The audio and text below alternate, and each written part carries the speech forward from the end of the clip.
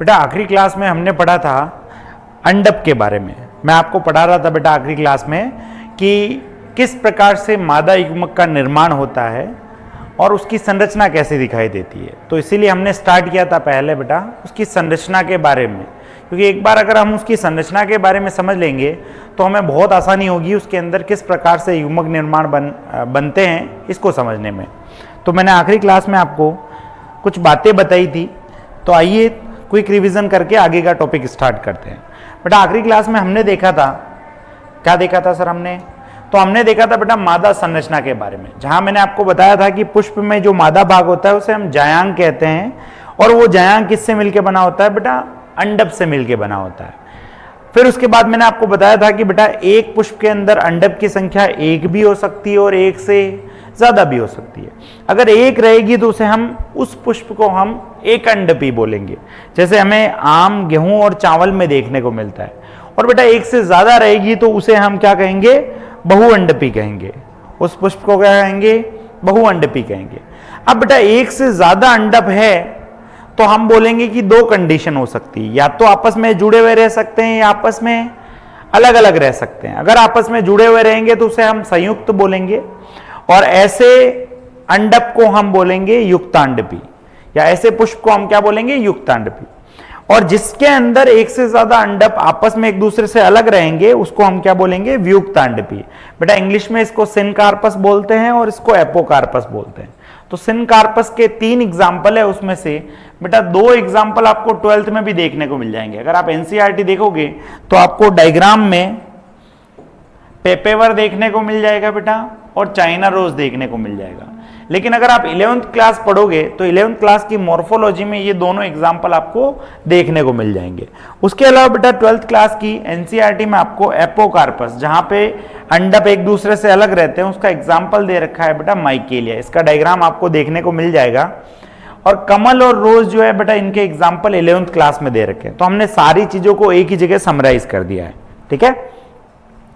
आज अपन देखेंगे बेटा कि ये जो अंडप है ये हमें कैसा दिखाई देता है।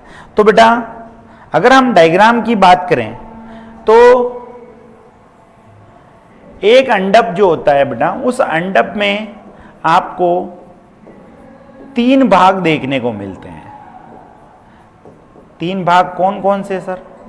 तो बेटा 3 भाग में आपको देखने को मिलता है, सबसे ऊपर की तरफ एक लैंडिंग प्लेटफॉर्म लाइक स्ट्रक्चर देखने को मिलता है, ऐसे फैला हुआ सा पार्ट देखने को मिलता है। इस फैले हुए पार्ट को हम बोलते हैं बेटा वर्तिकाग्र। क्या बोलते हैं? वर्तिकाग्र। और इसी पार्ट को बेटा इंग्लिश में बोला जाता है स्टिग्मा।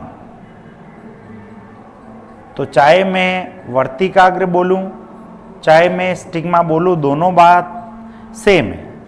फिर बेटा ये जो वर्तिकाग्र होता है, इस वर्तिकाग्र से एक छोटा सा सिलेंड्रिकल या पाइप जैसा स्ट्रक्चर निकलता है, जिसे हम बोलते हैं वर्तिका। क्या बोलते हैं बेटा? वर्तिका। इसको बेटा इंग्लिश में बोला जाता है स्टाइल। क्या बोलते हैं? स्टाइल। तो पहला पार्ट हो गया वर्तिकाग्र, दूसरा हो गया स्टाइल, और नीचे वाला जो थर्ड पार्ट होता है बेटा वो फूला हुआ सा होता है। तो अंडप के अंदर जो फूला हुआ आधार्य भाग होता है, उस आधार्य भाग को आप क्या बोलते हो बेटा? अंडाशय। तो तीसरा भाग हो गया क्या? अंडाशय। बेटा ये जो अंडाशय होता है इसको इंग्लिश में आप बोलते हो ओवेरी। क्या बोलते हो? ओवेरी। ठीक है। तो 3 पार्ट हो गए बेटा। ये जो फैला हुआ पार्ट है इसको आप क्या बोल रहे हो? सर इसको हम बोल रहे हैं वर्तिकाग्र। और इसके नीचे जो ट्यूब जैसा पार्ट जा रहा है उसको हम बोल रहे हैं सर वर्तिका। और सबसे आधार में, अंडाशय के आधार में जो फूला हुआ पार्ट है बेटा उसको आप बोल रहे हो अंडाशय। ये जो अंडाशय होता है, सबके काम की बात करें बेटा तो वर्तिका जो है ये क्या करता है? तो सर वर्तिका जो होता है, सॉरी वर्तिकाग्र जो होता है ये क्या काम करता है? अगर मैं आपसे पूछूं तो आप बोलोगे कि सर वर्तिकाग्र जो है वो एक जगह प्रोवाइड कर रहा है किसके लिए, परागकण के उतरने के लिए। तो इसीलिए हम बोलते हैं कि ये लैंडिंग प्लेटफॉर्म की तरह काम करता है किसके, परागकण के। तो ऐसा लिख लूं मैं कि परागकण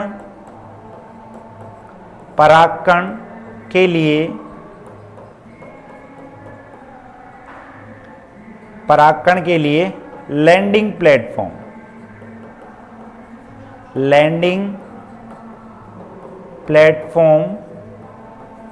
की तरह कार्य करता है।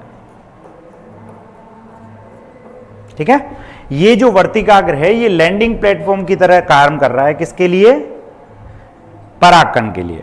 फिर उसके बाद आता है बेटा वर्तिका। तो जब परागकण यहां से गिरेगा बेटा, उसके बाद उससे निकलेगी क्या, उससे निकलेगी सर परागनली। तो ये परागनली जो है ये यहां से आगे जाएगी, इसका जनन होगा किसके थ्रू, वर्तिकाग्र के थ्रू। तो हम ऐसा बोल देते हैं कि ये परागनली जनन के लिए स्थान प्रोवाइड कर रहा है, और दूसरा बेटा ये वर्तिकाग्र और अंडाशय को आपस में जोड़े हुए। तो ये बात हम यहां लिख देते हैं कि इसके दो काम हो गए। पहला, परागनली जनन हेतु स्थान प्रदान करना, और दूसरा हो गया बेटा क्या, वर्तिकाग्र को वर्तिका से जोड़ना, सॉरी अंडाशय से जोड़ना, वर्तिकाग्र को अंडाशय से जोड़ना, वर्तिकाग्र को अंडाशय से जोड़ना।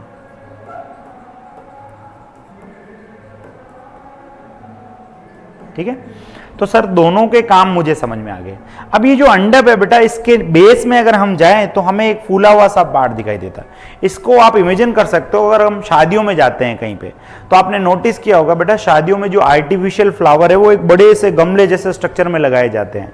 तो उसका ओपन वाला जो ऊपर वाला पार्ट होता है वो ओपन रहता है इस तरीके से, बीच में एक नैरो से पार्ट होता है और नीचे की तरफ एक फूला हुआ पार्ट होता है, और उसके अंदर आर्टिफिशियल फ्लावर डाले जाते हैं।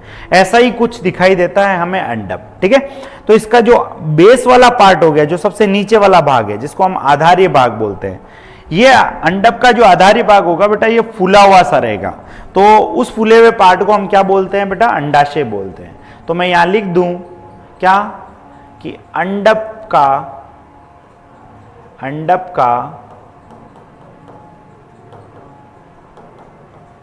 आधार्य भाग, बेटा बेस में उपस्थित है इसीलिए आधार्य भाग बोलेंगे। दूसरा बेटा ये फूला हुआ होता है, और फूला हुआ होने के कारण इसके अंदर एक स्पेस बनता है, खाली जगह बनती है। तो वो जो खाली जगह होती है बेटा, उस खाली जगह को हम क्या कहते हैं सर, उस खाली जगह को हम कहेंगे अंडाशय गुहा। क्या बोलोगे, अंडाशय गुहा। ठीक है, इसको बोलते हैं ओवेरियन कैविटी, ओवेरियन कैविटी। ठीक है, क्लियर है क्या मेरी बात।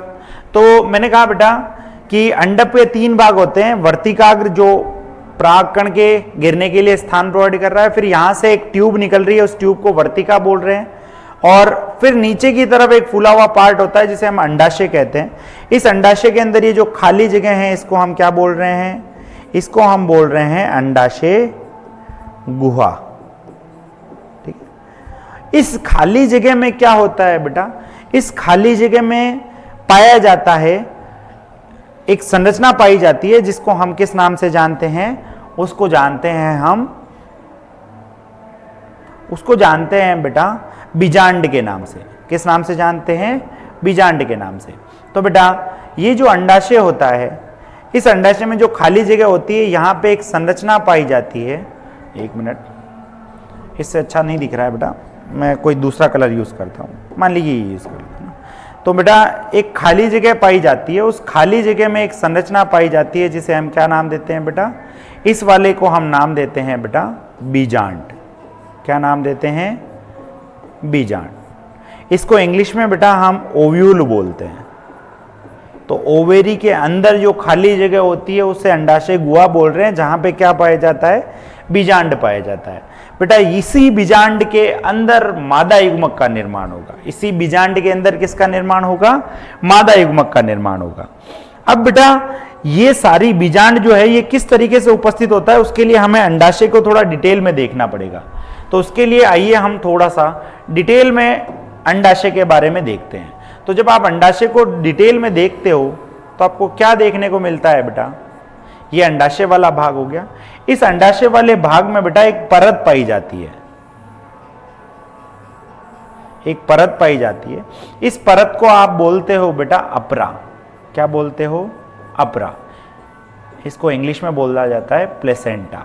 अगर आप लोगों को याद है तो क्लास 11th में आपने ये अपरा कैसे उपस्थित होती है उसको देखा था, उसको हमने प्लेसेंटेशन बोला था, जो कि अलग अलग टाइप का था। जैसे मैं अगर यहाँ पे डायग्राम बनाऊं तो आपने देखा था पहला बेटा मार्जिनल के बारे में मटर के अंदर, फिर उसके बाद आपने देखा था बेटा एक्साइल वाला प्लेसेंटेशन देखा था, उसके बाद आपने फ्री सेंट्रल देखा था, उसके बाद आपने बेटा पैराइटल वाला देखा था, और उसके बाद बेटा आपने बेसल टाइप का देखा था। ये सारे आपने देखे थे।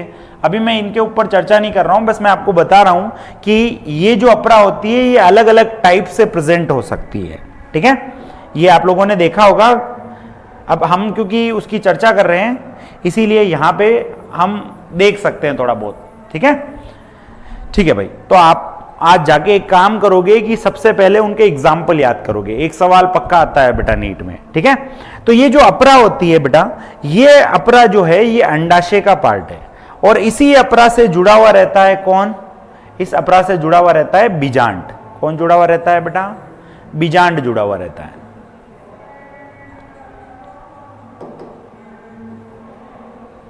इस अपरा से कौन जुड़ा हुआ रहता है, बीजांड जुड़ा हुआ रहता है। एक बार आप इस ध्यान से देखिए। ठीक है, तो इस अपरा से जुड़ा हुआ रहता है बीजांड। तो मैं यहां पे कुछ बातें लिखूं। क्या बातें सर, कि सबसे पहले अपरा क्या होती है। तो आप लोगों को समझ में आ गया कि सर जो अपरा होती है, अपरा होती है वो क्या होती है, तो वह परत जिसके द्वारा बीजांड किससे जुड़ा हुआ रहे, अंडाशय से जुड़ा हुआ रहे। ठीक है, तो वह परत जिसके द्वारा, अरे ये क्या हो गया, जिसके द्वारा बीजांड अंडाशय से जुड़ता है, बीजांड अंडाशय से जुड़ता है, अंडाशय से जुड़ता है। तो बेटा अपरा वो परत होती है जिसके द्वारा ये जो बीजांड है ये किससे जुड़ता है, अंडाशय से जुड़ता है। ठीक है, फिर उसके बाद अगर आप ध्यान से देखोगे तो इस पार्ट को हम क्या कह रहे हैं सर, इस पार्ट को बोल रहे हैं हम बीजांड। लेकिन ये बीजांड डायरेक्टली अपरा से नहीं जुड़ा हुआ है, ये तो एक किसी स्ट्रक्चर से जुड़ा हुआ है। तो वो जो स्ट्रक्चर होता है जो बीजांड को अपरा से जोड़ता है बेटा, उसको हम बोलते हैं बीजांड व्रंत। क्या बोलते हैं, बीजांड व्रंत। तो बीजांड व्रंत क्या होता है, तो एक दूसरा और छोटे छोटे से टर्म आएंगे बेटा, दूसरा आता है बीजांड व्रंत। तो बीजांड व्रंत क्या होता है सर, तो बेटा बीजांड व्रंत वो संरचना होती है, वह संरचना जिसके द्वारा, वह संरचना जिसके द्वारा बीजांड अपरा से जुड़ा हुआ रहता है, जिसके द्वारा बीजांड अपरा से जुड़ा रहता है। तो बेटा अगर आपसे पूछ ले अपरा क्या है, तो आप बोलोगे बीजांड अंडाशय से जिसके द्वारा जुड़ा रहे उसे हम क्या बोल रहे हैं, अपरा बोल रहे हैं। और ये बीजांड अपरा से जिस संरचना के द्वारा जुड़ा हुआ रहेगा उसे हम क्या कहेंगे बेटा, बीजांड व्रंत कहेंगे। क्या कहेंगे उसको, बीजांड व्रंत कहेंगे। एक मिनट, सेम कलर हो गया, मैं कलर चेंज कर लेता हूं। उसे आप क्या कहोगे बेटा, बीजांड व्रंत कहोगे। ठीक है, तो अगर आप ध्यान से देखें इधर, तो आपको पता चलता है कि ये वाली जो संरचना है इसको आप किस नाम से जानोगे? बीजांड व्रंत से। अब बेटा ये जो बीजांड है और ये जो बीजांड व्रंत है ये दोनों इस पॉइंट पे मिल रहे हैं। किस पॉइंट पे मिल रहे हैं सर? इस पॉइंट पे मिल रहे हैं। तो इनके जो मिलन वाला पॉइंट है उस मिलन वाले पॉइंट को हम किस नाम से जानते हैं? सर उस मिलन वाले पॉइंट को हम नाम देते हैं क्या? उस मिलन वाले पॉइंट को हम नाम देते हैं बेटा, इस मिलन वाले पॉइंट को हम नाम देते हैं नाभिक। क्या नाम देते हैं? नाभिक। तो सर हमारे पास एक और नया टर्म आया है क्या? नाभिक। तो नाभिक क्या होता है? वह स्थान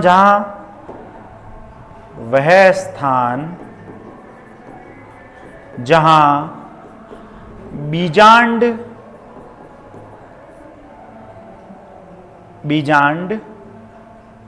बीजांड जो है वो बेटा बीजांड व्रंत से जुड़ता है। जहां बीजांड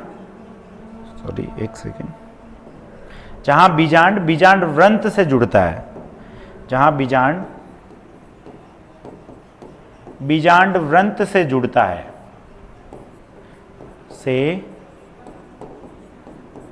है, तो उसे आप क्या बोलोगे? नाभिक बोलोगे।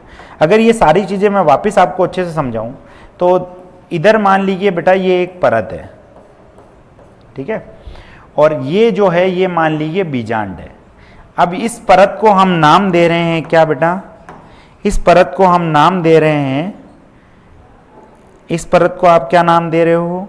सर इस परत को हम नाम दे रहे हैं क्या? अपरा। क्या नाम दे रहे हैं? अपरा। ये जो अपरा है बेटा इस बीजांड से एक संरचना के द्वारा जुड़ी हुई रहती है, उस संरचना को हम क्या बोलते हैं बेटा? बीजांड व्रंत। तो ये क्या हो गया बेटा? ये हो गया बीजांड व्रंत। बेटा इसको हम इंग्लिश में फ्यूनिकल बोलते हैं, इसको हम प्लेसेंटा बोलते हैं। और ये वाला जो पार्ट है जिसे हम क्या कह रहे हैं हिंदी में? सर हिंदी में इसको बीजांड कह रहे हैं और इंग्लिश में इसको बोलेंगे ओव्यूल। तो ये अपरा हो गई, ये बीजांड हो गया, दोनों को जोड़ने वाला बीजांड व्रंत। अब ये बीजांड व्रंत इस बीजांड से एक पर्टिकुलर जगह मिलेगा, तो वो पर्टिकुलर जगह जो होगी, वो पर्टिकुलर एरिया जहां ये दोनों मिल रहे हैं, उसे हम किस नाम से जानेंगे बेटा? उसको हम जानेंगे किस नाम से? उसको हम जानेंगे बेटा नाभिक के नाम से।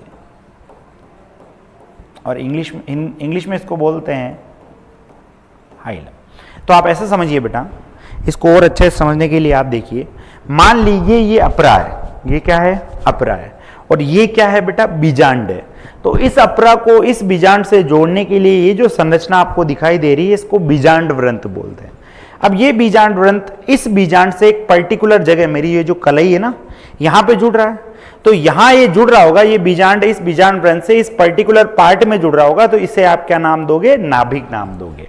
क्या नाम दोगे बेटा? नाभिक नाम दोगे। ठीक है, ये कुछ बेसिक स्ट्रक्चर है जिसके बारे में बार बार पूछा जाता है, जो आपको पता होने चाहिए। क्या? अपरा, बीजांड व्रंत, नाभिक और बीजांड। अब ये बीजांड अंडाशय से किसके द्वारा जुड़ रहा है? सर अपरा के द्वारा जुड़ रहा है, क्योंकि अपरा अंडाशय का भाग है। और अपरा बीजांड से किसके द्वारा जुड़ रही है? तो सर बीजांड व्रंत के द्वारा। और बीजांड व्रंत बीजांड से किस जगह जुड़ रहा है? तो नाभिक में जुड़ रहा है। ठीक है, तो ये कुछ बेसिक स्ट्रक्चर है जो हमें पता चल गया। आइए हम देखते हैं बीजांड कैसा दिखाई देता है। तो एक बीजांड जो होता है बेटा, अगर आप एनसीईआरटी देखोगे तो एनसीईआरटी में जो आपको डायग्राम दिया गया है वो कुछ इस तरीके का दिया गया है, जो मैं यहां पे ड्रॉ कर रहा हूं। एनसीईआरटी में आपको डायग्राम दिया गया है बेटा कुछ इस तरह का। ठीक है, पहले उससे पहले मैं आपको छोटी सी एक हेडिंग डाल दूं। क्या हेडिंग डालोगे सर? तो इस हेडिंग को हम बोलेंगे बीजांड की संरचना। अरे इसको क्या बोलेंगे हम? बीजांड की संरचना। अरे यार, इसको क्या बोलेंगे? बीजांड की संरचना। बेटा बीजांड जो है वो कैसा दिखाई देता है, उसका एनसीईआरटी में एक डायग्राम दे रखा है। ठीक है, तो अगर आप ध्यान से देखो, जो डायग्राम एनसीईआरटी ने दे रखा है वो कुछ इस तरीके का दे रखा है। यहां पे एक बीजांड दे रखा है, उसके बाद बेटा यहाँ पे अंदर की तरफ कुछ इस तरह की संरचना दे रखी है। फिर आपको इस तरीके से दो परतें देखने को मिल रही है, एक इस साइड एक इस साइड, और उसके बाद बेटा ये कुछ इस तरीके से जाती हुई संरचना दिखाई दे रही। ठीक है, अब इस डायग्राम को इतना एक्सपेंड नहीं कर रखा है, लेकिन अगर अपन एक्सपेंड करें तो ये एक परत होगी। उस परत को आपको पता है क्या बोलना है, क्या बोलना है, इस परत को क्या कहते हैं, इसको मैं x नाम दे रहा हूं। तो आपको वीडियो के कमेंट में जाके x बराबर लिखना है, इस x को आप क्या बोलोगे। ठीक है बेटा, इसको हम बोलते हैं बीजांड वृंत। क्या बोलते हैं? बीजांड वृंत।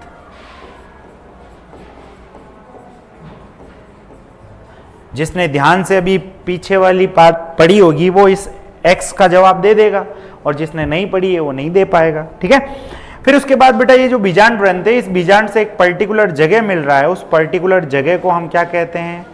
उस पर्टिकुलर जगह को हम कहते हैं नाभिक। और फिर आता है हमारा बीजांड।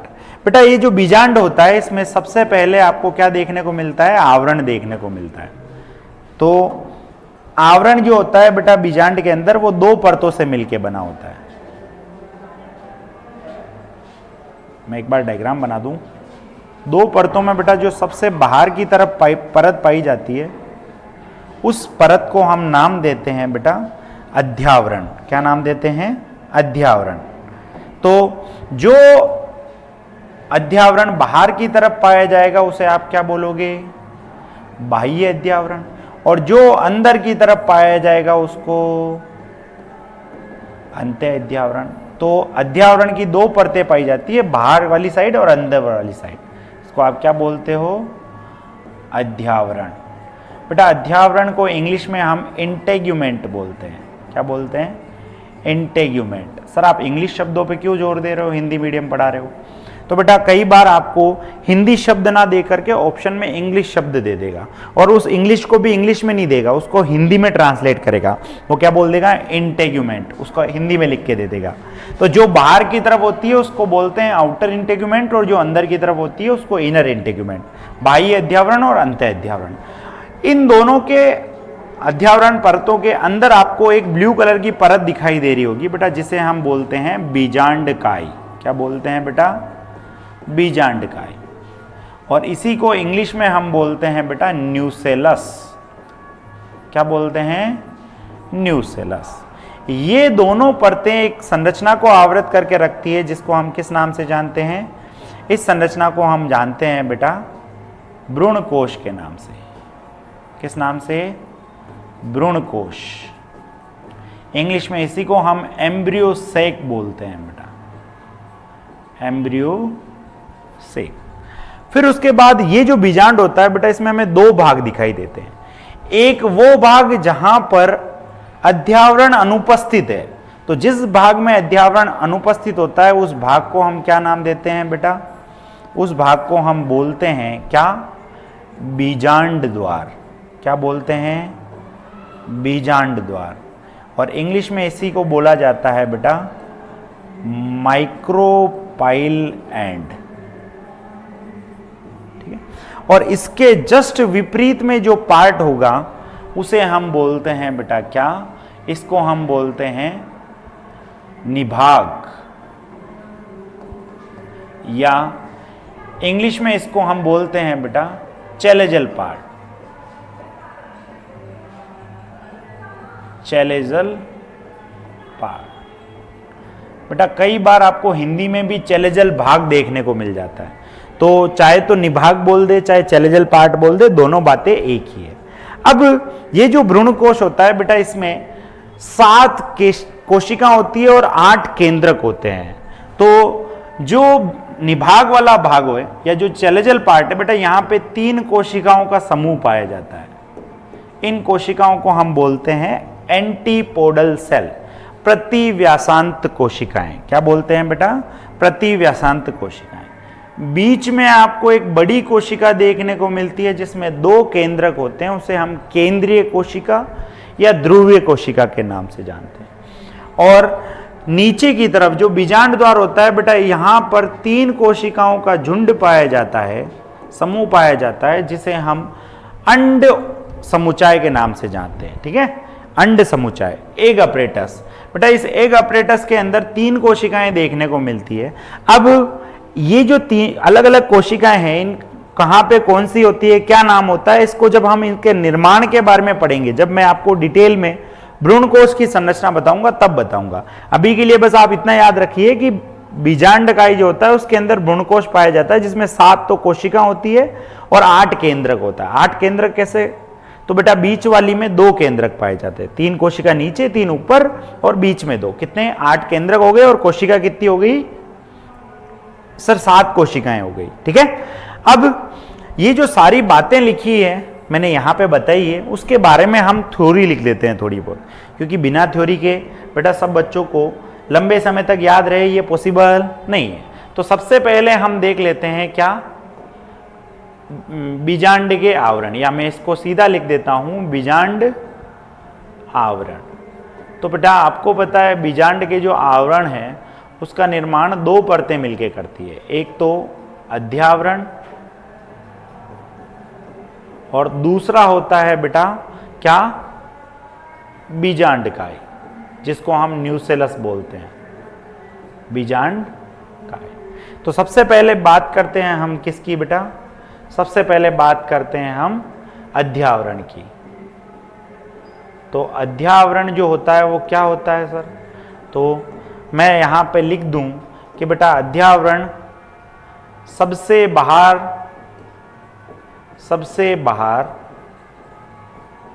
उपस्थित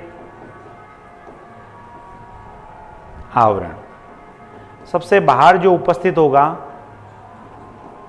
उस आवरण को हम अध्यावरण के नाम से जानते हैं। बेटा ये 2 प्रकार का होता है या 2 परतें होती है इसमें। जो परत बाहर की तरफ होगी उसे आप बोलोगे बाह्य अध्यावरण, और बेटा जो अंदर की तरफ होगी उसे आप बोलोगे अंत्य अध्यावरण, ठीक है। इसमें मेरे हिसाब से कोई समस्या नहीं होगी।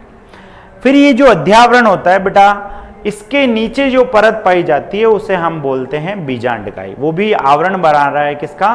बीजांड का। तो उसको हम क्या बोलते हैं बेटा? बीजांडकाई।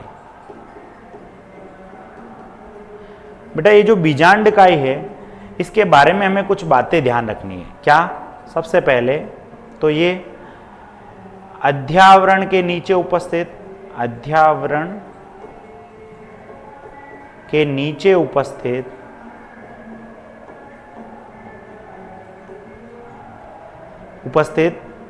भ्रूणकोश को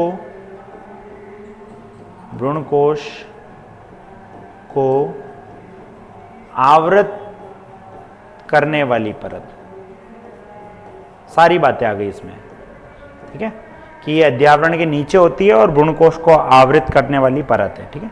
इसकी जो कोशिकाएं होती है बेटा, उसके बारे में हमें कुछ बातें याद रखनी है। क्या बातें याद रखनी है? कि पहली बात तो बेटा इसकी जो कोशिकाएं होती है उनमें क्या होता है? संघन मात्रा में कोशिका द्रव होता है। तो संघन कोशिका द्रव, संघन कोशिका द्रव है। और दूसरी बात यही जो है आगे जाके क्या बनाती है बेटा? गुरु बीजाणु मात्र कोशिका। बेटा यही जो है वो गुरु बीजाणु मात्र कोशिका का निर्माण करती है। कौन? बीजांडकाई की कोशिका। और फिर बाद में बेटा वो विभाजन करके किसका निर्माण करती है? भ्रूणकोश का निर्माण करती है। कैसे करती है उसको बाद में समझेंगे, लेकिन अभी के लिए आपको याद रखना है कि जब ये नहीं बना होता है तब बीजांडकाई की कोशिकाएं होती है जिनके अंदर संघन मात्रा में कोशिका द्रव्य होता है, यानी बहुत ज्यादा अमाउंट में कोशिका द्रव्य होता है। और दूसरा यही अपने आकार की वृद्धि करके बेटा ये किस में कन्वर्ट हो जाती है? गुरु बीजाणु मात्र कोशिकाओं में। तो हमने सबसे पहले आवरण वाला पार्ट देख लिया। अब दूसरा हम देखते हैं बेटा भाग वाला पार्ट। तो बेटा ये जो अभी हमने डायग्राम देखा है इसमें आपको दिखाई दे रहा है 2 भाग होते हैं। तो बीजांड के 2 भाग होते हैं। कौन कौन से 2 भाग होते हैं? तो सेकंड आएगा बेटा बीजांड भाग। तो बेटा बीजांड भाग में आपको पता है कितने भाग होते हैं? सर बीजांड के जो भाग होते हैं वो 2 होते हैं। कौन कौन से? तो आपको पता है बेटा, एक भाग जो है उसे हम क्या कहते हैं, बीजांड द्वार, और दूसरे को हम बोलते हैं बेटा निभाग, चैलेंजल पार्ट। तो बेटा मैं इंग्लिश टर्म ही यूज करूंगा इनके लिए, इसको बोलते हैं हम माइक्रोपाइल पार्ट, और बेटा इसको हम बोलते हैं चैलेंजल पार्ट। अगर मैं दोनों में अंतर देखूं तो मुझे कुछ बातें दिखाई देती है। क्या बातें दिखाई देती है?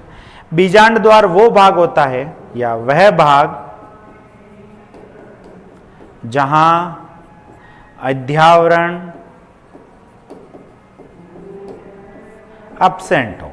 बेटा जहां पर अध्यावरण अनुपस्थित रहेगा, अगर आप देखो पीछे डायग्राम में, तो इस वाले पार्ट में बेटा आपको अध्यावरण देखने को नहीं मिल रही है। तो जहां अध्यावरण अनुपस्थित रहेगा उसे आप क्या बोलोगे? बीजांड द्वार। और बेटा इसके जस्ट विपरीत, किसके? बीजांड द्वार। तो आप लिख लो कि बीजांड द्वार के विपरीत, बीजांड द्वार के विपरीत, बीजांड द्वार के विपरीत भाग को आप क्या कहते हो बेटा? निभाग कहते हो। ठीक है। फिर उसके बाद बात करें तो हम ऐसा बोल सकते हैं कि यहां से पराग नली बीजांड में प्रवेश करती है। हालांकि ऐसा बोलना सही नहीं रहेगा क्योंकि और भी जगह है जहां से प्रवेश करती है, तो मैं बोलता हूं कि मुख्यतः पादप में यहां से प्रवेश करती है। तो ये वाला स्टेटमेंट सही रहेगा कि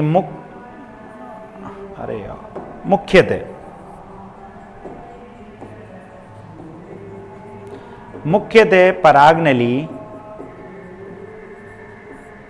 इसी भाग से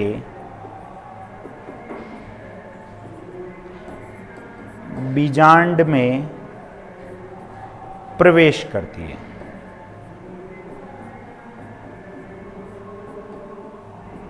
ठीक है। और इस भाग को हम बेटा आधारीय भाग बोलते हैं। किसका? बीजांड का। तो ऐसे लिख लेते हैं हम कि बीजांड का आधारीय। बेटा इस वाले पॉइंट में बहुत सारे बच्चे कंफ्यूज होते हैं क्योंकि वो जब एनसीईआरटी का डायग्राम देखते हैं तो उन्हें दिखाई देता है कि यार निभाग जो है, जो चैलेंजल पार्ट है, वो तो ऊपर की तरफ है, और आधारीय भाग जो है हम बोलते हैं कि जो नीचे की तरफ हो उसे आधारीय भाग बोलते हैं।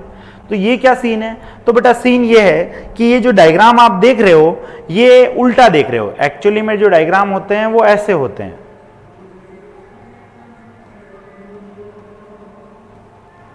ठीक है। तो इस वाले केस में अगर आप ध्यान से देखो तो ये नीचे की तरफ आएगा और ये वाला पार्ट ऊपर की तरफ आएगा।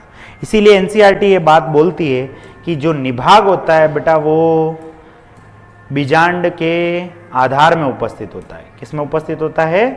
आधार में उपस्थित होता है। तो ध्यान रखना बेटा, बीजांड निभाग जो होता है वो बीजांड का आधारीय भाग होता है। क्लियर है क्या? इस बात को आपको अच्छे से याद रखना है।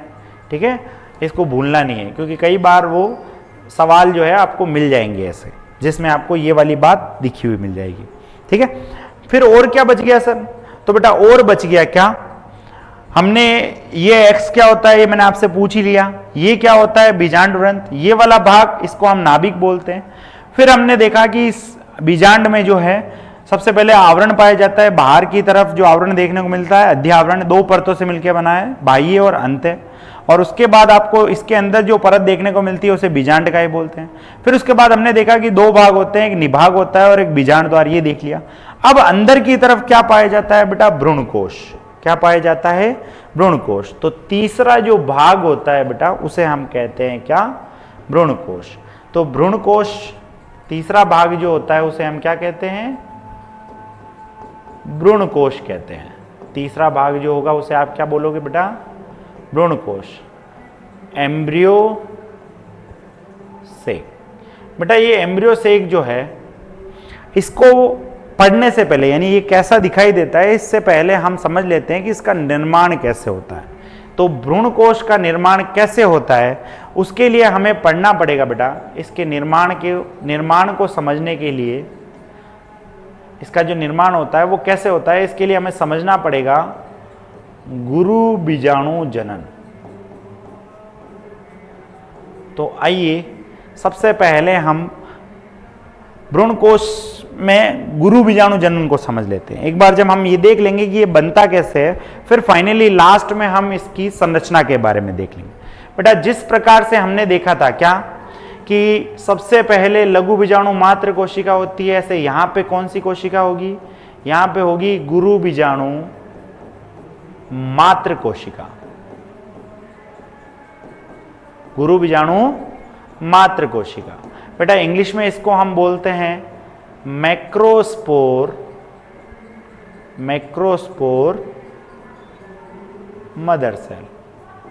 बेटा आप लोगों ने क्लास 11th में पादप जगत वाले चैप्टर को पढ़ा है और आपको पता है बेटा जो एंजियोस्पर्म होते हैं, जो आवृत बीजी पादप होते हैं, उनमें मुख्य पादप बॉडी स्पोरोफाइट होती है। अब सर स्पोरोफाइट क्या है? तो बेटा जिस किसी पादप में कोशिकाएं 2n द्विगुणित अवस्था में रहेगी उसे हम स्पोरोफाइट बोलेंगे। और एंजियोस्पर्म में हमें ऐसा ही देखने को मिलता है। हमारे आसपास जो भी प्लांट हमें देखने को मिल रहे हैं उनमें हर एक कोशिकाएं मोस्टली 2n वाली है, तो हम बोलेंगे मुख्य प्लांट बॉडी उसमें स्पोरोफाइट होती है। तो नो डाउट जो बीजांडकाय की कोशिकाएं होगी वो भी 2n होगी और उसी के रूपांतरण से तो गुरु बीजाणु मात्र कोशिका बनती है। फिर बेटा ये गुरु बीजाणु मात्र कोशिका जो है ये किस में जाती है बेटा? ये जाती है मियोसिस में। किस में जाती है? मियोसिस में। तो इनमें हुआ मियोसिस। बेटा जब इनमें मियोसिस होता है तो 4 बीजाणु बनते हैं। कौन से? गुरु बीजाणु। तो गुरु बीजाणु मात्र कोशिका से गुरु बीजाणु बनने की जो प्रक्रिया है उसे हम क्या कहते हैं? गुरु बीजाणु जनन। गुरु बीजाणु जनन। तो गुरु बीजाणु जनन क्या होता है? गुरु बीजाणु मात्र कोशिका से गुरु बीजाणु का बनना गुरु बीजाणु जनन कहलाता है। अब बेटा अधिकतर पादप में हमें क्या देखने को मिलता है कि उसमें 3 बीजाणु जो है वो समाप्त हो जाते हैं। 3 बीजाणु बिल्कुल समाप्त हो जाएंगे। मैंने एक बात बोली है, अधिकतर आवृत बीजी पादपों में, सभी में नहीं बेटा, अधिकतर में आपको ये देखने को मिलेगा कि 3 गुरु बीजाणु समाप्त हो जाएंगे, डीजनरेट हो जाएंगे। जो एक बचा है बेटा वो एक बचा हुआ ही आगे वृद्धि करेगा।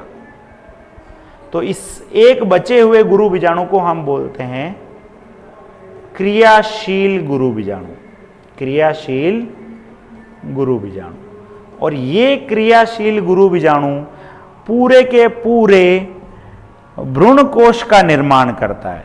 तो क्योंकि पूरे भ्रूण कोश का निर्माण एक ही बीजाणु से हो रहा है, इसीलिए इस प्रकार के डेवलपमेंट को हम मोनोस्पोरिक, एक बीजाणु जन विकास भी कहते हैं। ठीक है, तो एक क्रियाशील गुरु बीजाणु से 7 कोश की 8 केंद्रक संरचना या एक भ्रूण कोश का निर्माण होना, जो एक भ्रूण कोश जो बनता है बेटा उसका निर्माण सिर्फ एक ही गुरु बीजाणु से होता है। इसीलिए इस प्रक्रिया को हम एकल गुरु बीजाणु जनन या एकल बीजाणु जनन भी कहते हैं। ठीक है, मोनोस्पोरिक डेवलपमेंट भी कहते हैं। तो ये जो क्रियाशील गुरु बीजाणु है बेटा, ये क्रियाशील गुरु बीजाणु जो है, मान लीजिए ये क्रियाशील गुरु बीजाणु ऐसे बीच में उपस्थित हो गया क्योंकि बाकी तो गायब हो गए।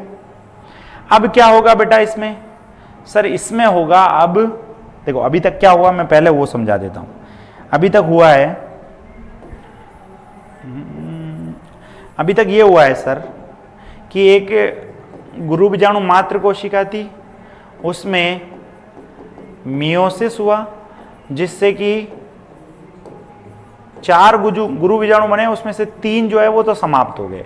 एक जो बचा है बेटा ये एक बीच में आ गया, मान लीजिए इस तरीके से, है ना। अब इसमें क्या होगा बेटा? इसमें होता है माइटोसिस। जब एक में माइटोसिस होता है, आपको पता है बेटा माइटोसिस जो है उसमें आपको पता है 2 अवस्थाएं होती है। एक तो होती है इंटरफेस और दूसरी होती है एम फेस। इस एम फेस के ऊपर हम चर्चा करें तो इसमें पहले आती है कैरियोकाइनेसिस और फिर आती है साइटोकाइनेसिस। यहां बेटा जो भ्रूण कोश का निर्माण होता है उसमें साइटोकाइनेसिस लास्ट में होता है। सबसे पहले बहुत सारे केंद्रक बनते हैं।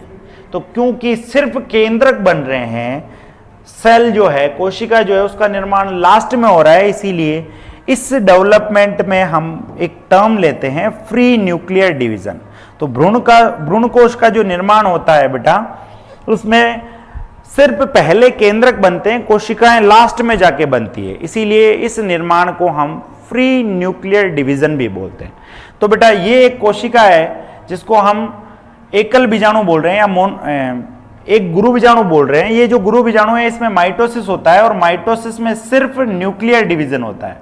तो कितने न्यूक्लियस का निर्माण हो जाएगा, कितने केंद्रक बन जाएंगे, 2 केंद्रक। इस अवस्था को बोलते हैं टू केंद्रकीय संरचना। अब बेटा एनसीईआरटी बोलती है कि ये दोनों केंद्रक जो है वो अपने अपने ध्रुव की ओर गति करेंगे। तो इसका मतलब ये है कि एक इस ध्रुव में चला गया और एक इस ध्रुव की ओर चला गया। ठीक है, अभी कोशिकाएं नहीं बनी है बेटा।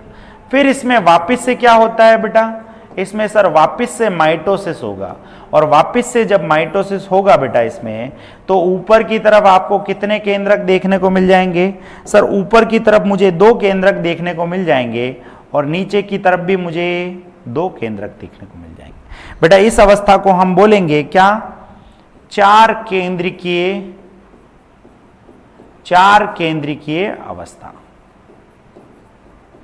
ठीक है, फिर उसके बाद बेटा इसमें क्या होगा, वापस से माइटोसिस होगा, और बेटा वापस से माइटोसिस होगा तो अब की बार देखिए बेटा, अब की बार हमको कितनी कोशिकाएं देखने को मिल रही है, सॉरी कितने केंद्रक देखने को मिल रहे हैं, सर ऊपर की तरफ मुझे 4 देखने को मिल रहे हैं और नीचे की तरफ मुझे 4 देखने को मिल रहे हैं। अब उसके बाद क्या होगा बेटा, तो अब एनसीईआरटी बोलती है कि इन 8 केंद्रक में से, इसको हम बोलेंगे 8 केंद्रक अवस्था। तो एनसीईआरटी बोलती है बेटा कि 8 केंद्रक में से 6 के ऊपर कोशिका भित्ति का निर्माण होगा बेटा, यानी 6 कोशिकाएं बन जाएगी, जिसमें से अगर आप ध्यान दें तो ऊपर की तरफ 1 2 3 और बेटा नीचे की तरफ 1 2 3, और बाकी जो बीच में थी उसमें तो 2 केंद्रक, ऑलरेडी 8 केंद्रक थे जिसमें से 3 ऊपर चले गए 3 नीचे चले गए, बीच में तो एक कोशिका तो हमेशा एग्जिस्ट कर ही रही थी ना। तो 6 कोशिकाओं का निर्माण होता है और एक तो ऑलरेडी एग्जिस्ट कर रही थी। ठीक है, तो एनसीईआरटी बोलती है कि 8 में से 6 के ऊपर क्या है, कोशिका भित्ति का निर्माण हो जाता है, यानी 6 नई कोशिका बनती है, और बीच में जो थी बेटा उसके अंदर ऑलरेडी 8 केंद्रक थे, 6 निकल गए, बचे कितने, 2, तो वो 2 केंद्रक वाली एक कोशिका बन जाती है। ठीक है, तो इस वाली संरचना में अगर आप ध्यान से देखो तो आपको 1 2 3 4 5 6 7 8 तो केंद्रक देखने को मिल रहे हैं और 7 कोशिका देखने को मिल रही है। इसको बेटा हम बोलते हैं 7 कोशिकीय 8 केंद्रक संरचना। 7 कोशिकीय 8 केंद्रक संरचना। ठीक है, इसको हम क्या कहते हैं बेटा, 7 कोशिकीय 8 केंद्रक संरचना। अब ये दिखाई कैसी देती है, इसमें कौन कौन सी कोशिका क्या है, तो उसके लिए हमें वापस से थोड़ा डिटेल में देखना पड़ेगा इस भ्रूण कोश के बारे में। इसी 7 कोशिकीय 8 केंद्रक संरचना को आप भ्रूण कोश भी कहते हो, और क्योंकि इसमें सारी कोशिकाएं बेटा मियोसिस हो गया है तो हैप्लॉइड होगी, तो इसीलिए हम इसको गैमेटोफाइट भी बोलेंगे, क्योंकि ये फीमेल में है इसीलिए इसको हम फीमेल गैमेटोफाइट बोलते हैं। ठीक है, तो चाहे मैं 7 कोश की 8 केंद्रक संरचना बोल दूं, चाहे भ्रूण कोश बोल दूं, चाहे फीमेल गैमेटोफाइट बोल दूं, सारी बातें एक ही है। क्लियर है क्या मेरी बात? अब मेरा आपसे सवाल है बेटा कि एक गुरु बीजाणु मात्र कोशिका से 7 कोशिकीय 8 केंद्रक संरचना बनाने में कितने मियोसिस कितने माइटोसिस? तो अगर आप यहां ध्यान से देखिए, अगर ऐसा सवाल आ जाता है तो ध्यान से देखिए बेटा, एक तो यहां मियोसिस का यूज हुआ, तो मियोसिस तो कितने बेटा 1, और माइटोसिस कितने हुए सर 1 2 और 3, यानी सर एक गुरु बीजाणु मात्र कोशिका से 7 कोशिकीय 8 केंद्रक संरचना बनाने में 1 तो मियोसिस लगा और 3 माइटोसिस लगे। ठीक है, तो ये वाली बात आपको ध्यान रखनी है। आइए हम थोड़ा डिटेल में इस संरचना को देखते हैं, ठीक है। तो इसके लिए हमें नेक्स्ट पेज पे जाना पड़ेगा। बेटा नेक्स्ट पेज पे अगर मैं डायग्राम बनाऊं तो इस वाले पे आपको ऊपर की तरफ 3 कोशिकाएं दिखाई देगी बेटा। ये ऊपर की तरफ मतलब किस ओर है सर? ये बेटा निभाग की ओर है। जो निभाग है, जो चैलेजल पार्ट है, उसकी ओर ये वाला पार्ट है, ठीक है। ये जो कोशिकाएं होती है इसको हम बोलते हैं प्रतिव्यासांत कोशिका। बेटा इंग्लिश में इनको बोलते हैं एंटीपोडल सेल। क्या बोलते हैं? Antipodal cell. बेटा बीच में आपको सबसे बड़ी कोशिका दिखाई देती है, जिसे आप क्या नाम देते हो? इसको या तो आप केंद्रीय कोशिका बोल लो, या बेटा आप इसको ध्रुवीय कोशिका बोल लो। बेटा ये जो केंद्रीय कोशिका होती है इसी को आप इंग्लिश में सेंट्रल सेल बोलते हो, और ध्रुवीय कोशिका को आप पोलर सेल बोलते हो, ठीक है। उसके बाद अगर आप निभाग के जस्ट विपरीत में बीजांड द्वार है, तो अगर आप बीजांड द्वार की तरफ देखोगे तो आपको 3 कोशिकाओं का एक समूह देखने को मिलेगा बेटा। उस 3 कोशिकाओं के समूह को आप कहते हो अंड समुच्चय। क्या बोलते हो बेटा? अंड समुच्चय। तो ये हो गया अंड समुच्चय। बेटा इंग्लिश में इसको हम बोलते हैं एग अपरेटस। और ये जो अंड समुच्चय होता है इसमें बेटा एक तो होती है अंड कोशिका,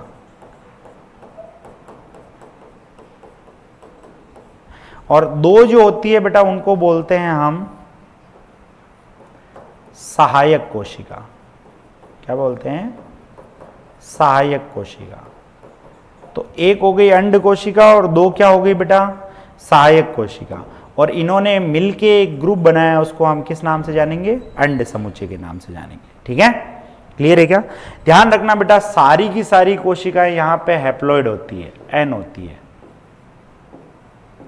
अब आप बोलोगे सर केंद्रीय कोशिका में 2 एन मिलके 2n हो गए, फिर तो ये द्विगुणित हो गई ना। तो मैं बोलूंगा बेटा दोनों केंद्रक आपस में एक दूसरे से मिलते नहीं है, दोनों केंद्रक अलग अलग रहते हैं बेटा, ठीक है। फिर ये जो प्रतिव्यासांत कोशिकाएं हैं बेटा ये निभाग की ओर पाई जाती है। बीच में सबसे बड़ी केंद्रीय और ध्रुवीय कोशिकाएं होती है, और नीचे की तरफ बीजांड द्वार की तरफ 3 कोशिकाओं का समूह जो होता है उसे आप अंड समुच्चय बोलते हो। बेटा कई बार क्या मैक्सिमम आपको अधिकतर जो भ्रूण कोश होते हैं उनमें क्या देखने को मिलता है कि ये जो सहायक कोशिकाएं इनकी जो भित्ति होती है उनमें मोटापा हो जाता है, या ऐसा बोल लो थिकनिंग हो जाती है। और उस थिकनिंग से क्या होता है बेटा? अंगुली नुमा ऐसी संरचना बनती है जिसको हम क्या बोलते हैं? जिसको हम बोलते हैं अंड उपकरण, या इसको आप फिलीफॉर्म अपरेटस भी बोलते हो। अंड उपकरण, सॉरी इसको तंतु उपकरण बोलते हैं, अंड उपकरण नहीं बोलते हैं। इसको हम क्या बोलते हैं बेटा? तंतु उपकरण। ये क्या है? तंतु उपकरण, एक फिलीफॉर्म अपरेटस, ठीक है। अरे क्या हो गया? ध्यान दीजिए, ये और ये दोनों है बेटा सहायक कोशिकाएं, ठीक है। और ये जो सहायक कोशिकाएं हैं बेटा, इन सहायक कोशिकाओं पे सेलुलर थिकनिंग हुई जिसके कारण ऐसे अंगुली नुमा संरचना बन गई। तो ये जो संरचना है इसको अपन क्या बोलेंगे? फिलीफॉर्म अपरेटस या तंतु उपकरण। इसका काम क्या होता है बेटा? तो ये जो फिलीफॉर्म अपरेटस होता है इसका क्या काम होता है? जो पराग नली आई है किसके अंदर? सर पराग नली आई है बीजांड के अंदर। अब उस पराग नली की आंखें तो है नहीं कि भाई मेरे को यहां आना है, यहां आना है, यहां आना है। तो उस पराग नली को इस एक की तरफ गाइड करने का काम कौन करती है? ये तंतु उपकरण कौन करती है। कैसे करती है? तो बेटा इसके लिए केमिकल रिएक्शंस होती है जिसके कारण वो जो पराग नली बीजांड के अंदर आई है और उसके बाद वो भ्रूण कोश में एंट्री करेगी तो उसको बताया जाएगा कि इस तरफ से एंट्री करनी है क्योंकि अंड कोशिका यहाँ है, क्योंकि वो पराग नली जो है वो नर युग्मक को लेके आ रही है। ठीक है, क्लियर है क्या मेरी बातें? तो अगर आप ध्यान दो तो हमने क्या क्या देखा? हमने देखा कि सर सबसे पहले इसमें होती है एंटीपोडल प्रतिव्यासांत कोशिकाएं, एंटीपोडल कोशिका। बेटा ये एंटीपोडल कोशिका जो है किस तरफ पाई जाती है? तो सर ये निभाग की ओर उपस्थित होती है, निभाग की ओर। संख्या कितनी होती है इनकी? तो संख्या होती है सर 3। ठीक है, फिर उसके बाद बीच में हमें देखने को मिलती है क्या? केंद्रीय कोशिका। बेटा केंद्रीय कोशिका या इसी को आप ध्रुवीय कोशिका भी बोलते हो, इसके बारे में हमें क्या पता चला? तो सर इसके बारे में हमें पता चला कि ये बड़ी कोशिका है और इसमें कितने? 2 केंद्रक पाए जाते हैं। ठीक है, उसके बाद बेटा हमें तीसरा पता चला क्या? अंड समुच्चय के बारे में। तो अंड समुच्चय में आपको 3 कोशिका देखने को मिलती है। इन 3 कोशिकाओं में बेटा एक जो होती है उसे तो आप बोलते हो एग या मादा युग्मक, और बाकी जो 2 कोशिकाएं होती है उन 2 कोशिकाओं को आप बोलते हो बेटा सहायक कोशिका।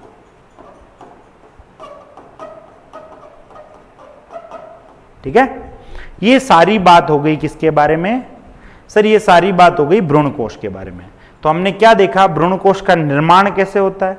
बेटा यहां से यहां वाली जो प्रोसेस हो रही है इसको हम बोल रहे हैं गुरु बीजाणु जनन, और फिर यहां से यहां वाली जो प्रोसेस हो रही है क्योंकि युग्मक का निर्माण हो रहा है तो इसीलिए इसको युग्मक निर्माण भी बोल सकते हैं, क्योंकि ये फीमेल में हो रहा है तो इसको गुरु युग्मक जनन भी बोलते हैं। ठीक है, जैसे वहां हमने देखा था कि लघु बीजाणु मात्र कोशिका से लघु बीजाणु बन रहे हैं, इसको तो लघु बीजाणु जनन बोल रहे हैं, लेकिन लघु बीजाणु बनने के बाद आगे परागकण और नर युग्मक जो बनेंगे उसको हम लघु युग्मक जनन कहते हैं। तो इसीलिए यहां से आगे जो प्रोसेस चलेगी उसको हम क्या कहेंगे बेटा? गुरु युग्मक जनन। ठीक है, फिर उसके पहले मैंने आपको बीजांड के बारे में बताया था, तो यहां पे हमने सारी बातें देख ली। अब बेटा एक बात आपको ध्यान रखनी है। क्या ध्यान रखनी है सर? कि ये जो बीजांड होता है बेटा, ये ध्यान रखना है आपको कि ये जो बीजांड होता है, इसको पीछे लेते हैं, ये जो बीजांड होता है बेटा, जैसे हमने उस वाले चैप्टर में पढ़ा था, क्या पढ़ा था कि टैपिटम जब बीजाणुजन उत्तक को आवृत कर देती है तो ये जो संरचना बनती है इसको हम लघु बीजाणुधानी कहते हैं। ऐसे ही बेटा फीमेल पार्ट के अंदर गुरु बीजाणुधानी जो है वो इस बीजांड को बोला गया है। किसको बोला गया है? इस बीजांड को बोला गया है। तो ये जो बीजांड है बेटा, इसी को हम क्या बोलते हैं? गुरु बीजाणुधानी।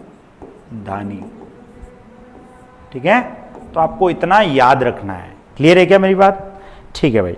तो बेटा यहां पे हमने नर के अंदर युग्मक का निर्माण कैसे होता है वो समझ लिया, और मादा के अंदर युग्मक निर्माण कैसे होता है वो समझ लिया।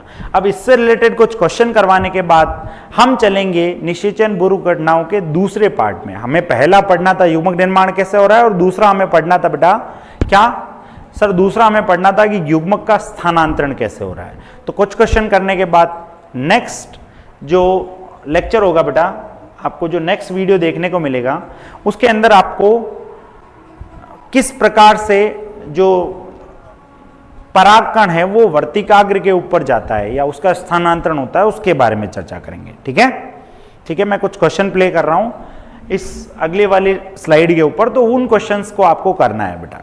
ठीक है।